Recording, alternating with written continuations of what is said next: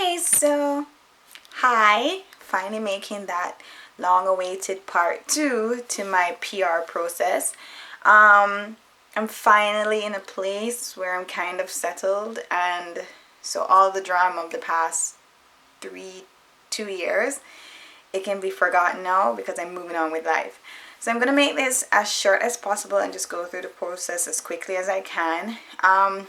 There are some terms and phrases that I don't really remember, but I'm just going off everything from my head. You can do the research yourself.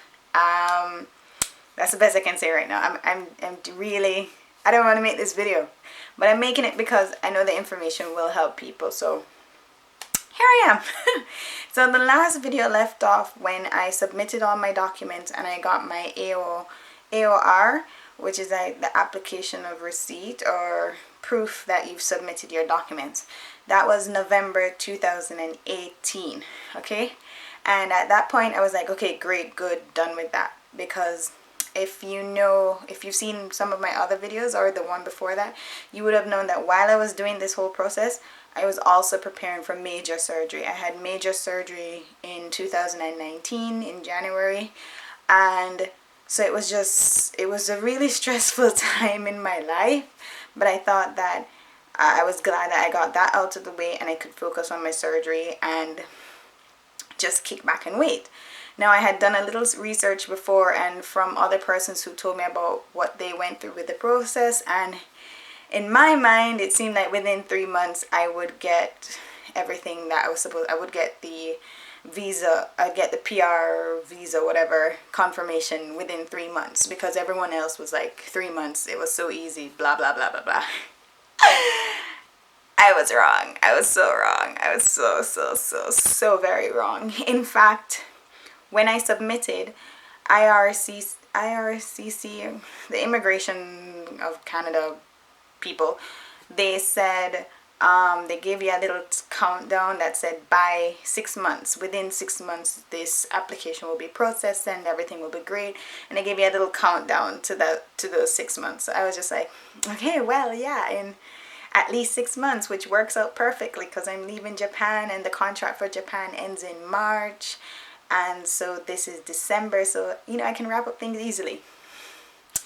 Boy, was I wrong. I was so wrong. But anyways, January came. What I really wanted to happen within that process was to get the biometrics done before I had surgery. So to do biometrics, which is a part of the application process, you usually get a notification for that within a couple weeks of submitting your documents once you pass the medical. So once you pass the medical and once you submit the documents and you pass the medical, within a couple of weeks they give you instructions to go and do your biometrics. Biometrics are done only at the VAC, visa application centers, and the only visa application center in all of Japan is in Tokyo, and I lived in Wakayama, so I had to make a decision, and that was to go to Tokyo for 1 day to go and get these biometrics done. And biometrics are basically just getting your fingerprints taken, and I think the picture? No, it was just fingerprints and just to verify identity.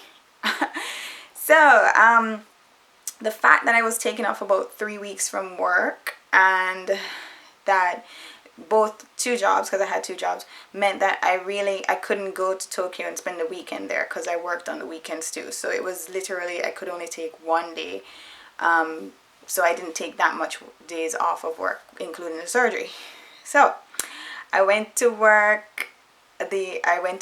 My first job at 8 o'clock, and then I worked at my second job until 10 o'clock. I took the train to Osaka, slept in a, slept in a hostel overnight, then straight to Tokyo in the morning, did the biometrics, and then came all the way back to Wakayama that same day to go to work. So I spent like 3 hours in Tokyo after taking 5 hours to get there and back. Craziness. Really expensive, but it was worth it because I got the biometrics out of the way the week before my surgery. So I was so happy for that, because at that point I didn't have to do anything else but kick back and wait for them to say, hey, yeah, you can come to Canada as a PR. Boy, was I wrong. That didn't happen immediately. But anyways, so I did my biometrics, focused on my surgery, did my surgery, and was recovering. And I think the week after I came home from surgery, I got the notification for proof of payment of application. So is that it? It's the amount. So you have two fees when you're doing the application. You have the first one, which is about 500 Canadian dollars, which is the application fee. And then you have like another 500, which is the processing fee, and you can pay them both at one time or split the payment when they ask for it later. You can Google what the actual word is, but it's out there for you. So 2 payments, and I only paid the application fee up front. And so when I got that notification when they were asking for the confirmation of the processing fee, I was like, okay, yes, this means they've accepted my application. I'm so going to Canada. Woo! So I paid that, and then I just waited. I went through everything with wrapping up things in Japan, saying goodbye to everyone, telling everyone that, yeah, I'm moving to Canada soon. Big mistake, because I thought I was moving to Canada soon. And then in March, I left Canada. Was it March or April? Yeah, in March I left, end of March I left Japan, thinking in a few months I would be making my way to Canada and just transitioning. And that little ticker tape was winding down on the IRCC website. It's saying you have 2 months left and then your application will be processed. That was a lie. Big lie. So I waited and waited. I was back home in Jamaica and, savoring the last moments, the few moments I had with my family, because I thought I was leaving immediately. So I was like having get-togethers with everyone, making sure I saw everyone, because I thought I was leaving pretty soon. But I did enjoy those first couple months, just being back home and visiting my nephew, or my baby nephew, who I love so much. That was a good distraction, hanging out with my nephew and my friends and my godchildren. Oh my gosh. So that was great, spending time with the family, and it was a good distraction. But when that ticker time tape for the 6 months processing time on the website kind of ended, and they were like, listen out for us, that's when I started to get a little panicky and start worrying, because I didn't know what was going on. And so that's when I started to call the helpline. But apparently something was going on with the IRCC. I don't know what. They were having troubles processing people's applications because there was a backlog or something. I don't know what. All I know is everyone was calling them at that point. So I called once a month when you had people calling every single day, and they were sick and tired of people. They even cut off the lines for outside calls. But I called once a month, and they gave me I updated my address and told them I'm not in Japan anymore, and my new address. And then the next month I just called again because I was like, what's going on? And they couldn't tell me anything. And I remember I got really upset with the poor agent on the phone, because I was like, what the hell is going on? And I just had to wait. I really just had to wait and wonder what was wrong with my application, and try and figure out what to do and not go through all my savings. So I took little jobs here and there. I worked with one of my old bosses at his summer camp, teaching swimming again, lunch money basically. And I did take a consultancy job for an environmental project. That was cool, getting back into the field and realizing, oh, I can still do that. I'm still an environmental biologist. Cool. And just waiting. So waiting, trying not to spend all my savings, because whenever they decided to tell me, yeah, you can come to Canada, I still have to have proof of funds. So imagine being unemployed in Jamaica for a couple months and just waiting to hear what's going on with your application, and trying not to blow through those savings. And that was pretty annoying. I hate that. And then after 3 months of waiting and realizing something was wrong, I was like, okay, it's time to maybe look for a permanent job in Jamaica, because you might not get through with this application. And I was back in the position I was in 5 years ago, where I was in Jamaica looking for a job, couldn't find a job. Well, I had a job, but wanted a better job. So I was looking and looking and searching and applying, and nobody was calling. I had 3 interviews for schools, and the most frustrating thing in the world, I have 4 years of teaching experience. Sure, it's in Japan, sure, it's teaching English, but it's still 4 years of teaching experience. And I have a master's degree in environmental biology, basically. And yet I applied for 3 jobs as an environmental biology teacher, and they didn't hire me. Why? Because I didn't have Jamaican experience.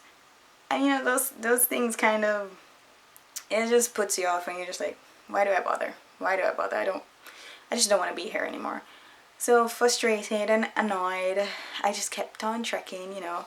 Positivity was key. My parents are the most positive persons in the world, so they just kept motivating me to carry on and stay positive, and I love them for that, because I am the most negative person in the history of the world. But my parents are the opposite, so they got me through. They really got me through those months and months of waiting. And at one point, finally, I just decided, what's a job that everyone gets whenever they apply in Jamaica? And it was working at a BPO, or a call center. And it wasn't bad. I'll actually talk about that experience in a different video. But I was so happy for it, because I had a job, I was making money, not enough to save, but enough where I could pay for some household expenses, and, you know, pay for myself and buy food for myself, and not eat more into my savings more, because I was dipping into it at that point, and I just didn't want to touch it anymore, because in the back of my head I was like, maybe I'll still get through to go to this place called Canada, maybe, not too sure, but maybe. So yeah, after 6 months, however, I decided that maybe the issue was my bank account, because if you remember from the other video, when I was in Japan and applying for this process, you have to have proof of funds, and they have a specific guideline for proof of funds. It must be in the form of a letter that shows 6 months average in your bank account, and also how long you've had the bank account. So a letter from the bank. Japan Post wasn't able to give me that. They just said, absolutely, we don't do that, we can't do that, sorry, shogunai.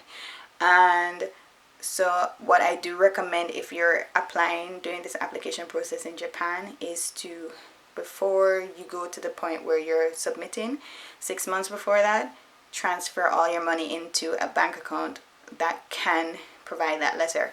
And usually it's foreign-based bank accounts that are able to do it. My friend Shavar, he did that, so I really need to get that information. Sorry, I don't have it. I don't have that information. Or transfer the money back home, and then some way try and get that letter, because that's what I did eventually. I had transferred all my money when I moved from Japan, and so 6 months after that, I decided, let me update IRCC, the Canadian Immigration Agency, with that information showing the format that they want. And I think it actually helped. What also helped was I didn't have the exact amount that I had before, because I was in Jamaica for like 4 months unemployed, and so using that money. So I also had a letter, what was it called, a gift deed from like my parents or my mother, saying, I am giving Lydia this amount of money as a gift out of my heart. You can see the format for gift deeds. I don't recommend you use gift deeds as the sole source of your money. It should only be like, you have this amount of money from the job that you have, and your bank can prove that, and then a little top up from a close relative, meaning like a parent or a sibling, that shows that they're giving you this to go. Because the gift deed is kind of tricky. You'll see other people talking about it on forums about the gift deed.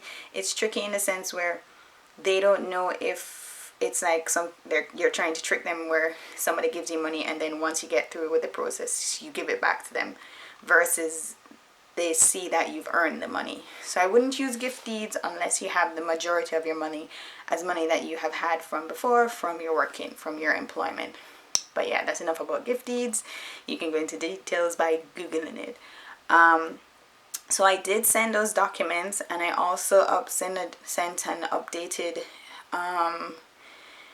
an updated letter of explanation about the Japan Post bank account and why the date was recognized differently, because in Japan they say the date differently. It's according to the emperor, how many years the emperor has been on the throne versus like 2020 or 2009. So for example, Renwa is the new emperor, a new reign of the emperor. So this is technically, I think, Renwa 2, the second year of Renwa. So the Japanese write the date where it would be, for example, today is August 31st, so it would be 08/31/02. So that might have confused Canadian immigrations a little bit, I must admit. So I sent that information, uploaded it, and about a week later I got a ghost update. And a ghost update, you'll see it on the forums, it's just one of those magical things where you see it means something's going on with your application, which is a good sign. And it was a good sign because a little after that, on my mommy's birthday, I got my letter saying PPR. What was PPR? Is it called PPR? Anyways, the letter where they say, congratulations, you've been accepted. Proof of permanent residency. PPR, that's what the letter is. And I was so freaking happy. I started to cry. I called my cousin and I was like crying, and she's like, okay, congratulations, like calm down. But it was just an accumulation of stress for the past 2 years finally being released. And if you go on the forums, you really see how happy people are, because it's a stressful process. And after almost, it was after a year of waiting and hoping and praying and not getting any update, it was a relief. It was such an amazing relief, and I was so happy. And then I was reading through the letter, and it was said to complete the process, just complete your landing in the Philippines. I was living in Jamaica, but they told me I had to go to the Philippines because Japan does the VAC visa application center in Japan for Canada. They only do biometrics. They don't do the rest of the landing process. That's done in the Philippines. So I think if you want a Canadian visa while you're in Japan, you actually have to go to the Philippines for a visa appointment there. I don't know why. I don't know why. So when I read that, I was like,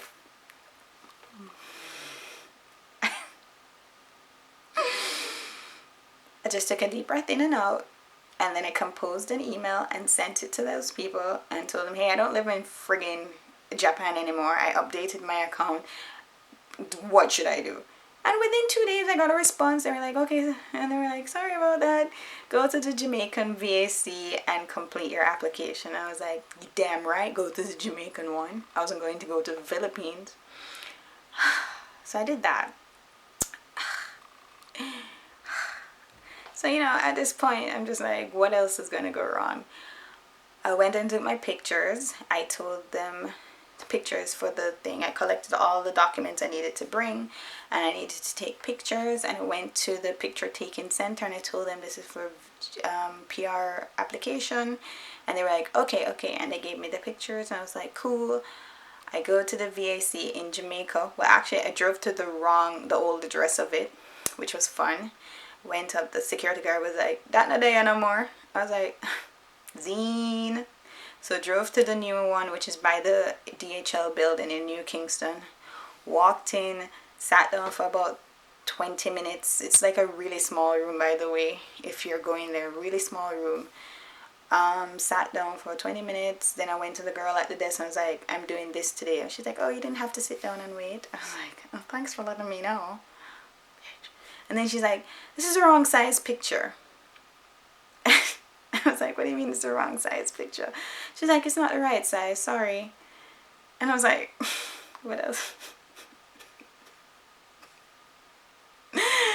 And she's like, the guy outside does pictures though. So at most visa places, you'll find an instant picture taker, someone who just takes your picture and then processes it instantly. So thank God he was there.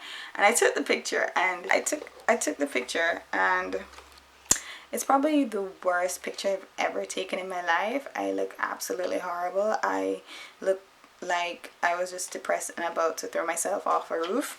But that's what happens when you do this process and it takes so long and you're so frustrated and you just want to get it done.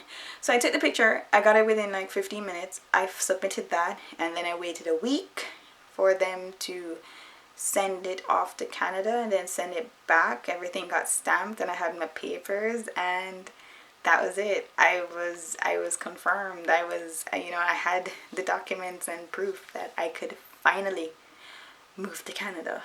So talking about it now is a little easy, but thinking about it a couple months ago or last year, it was a dark time in my life, a very dark time. But like I said, I got through with the help of my friends, and definitely my parents. Shout out to my parents. They kept me so positive in moments when I was just like, I don't want to anymore. I don't want to at life anymore. But yeah, that's it. That's the process. I mean, there are more details. I've probably forgot a bunch of things, but that's the entire process, from doing the tests, doing IELTS, getting my transcripts, making the profile, submitting the documents, doing the medical, then just waiting. But if you have a situation where you have the results, you have the qualifications, like if you have a master's, that helps. If you have a relative here in Canada, that helps. If you're under the age of 20, of 30, that really gets you a lot of points. And if you can get that bank statement with the exact format that the immigration people here in Canada want, then your process actually won't take that long, because a lot of people get through. They really get through within 3 months, even with the backlog. If everything is exactly how they wanted, you will have no issues whatsoever. But if there are people who have problems, it's because they're like minor details that they have to go over and check with. One of the things I'm so grateful for is the fact that I only had 3 jobs in my life, really. When I graduated, I started working at my job until I left for Japan, and then in Japan I had Interact. So for me, that was lucky, where I only needed the job letters from those 2 places, and they were companies that could be easily verified. So I didn't have any issues with that. Also, I matched up my NOC. NOC, is that it? The occupation number with my actual occupation. So like I said, it's not it's a great process. I mean, I recommend anyone to apply for federal skilled workers if they have enough points. Go ahead and do it, and enough money too. The process was just batshit crazy for me, and a really terrible time in my life. But I'm here in Canada now, which is great, and I have no complaints otherwise. I'm surviving through a pandemic, and it's not bad. It's really not bad. So if you have any questions about this specific program, because again, I cannot help you if you want to be a student coming here, or if your spouse or support, I can't help you with that. Let me just say that again. But if you have any questions about skilled worker visas, what I did or what problems I had, fine. But I'm not an immigration consultant. I cannot help you. I cannot help you otherwise. But that's it. That was my full story. So, till next time.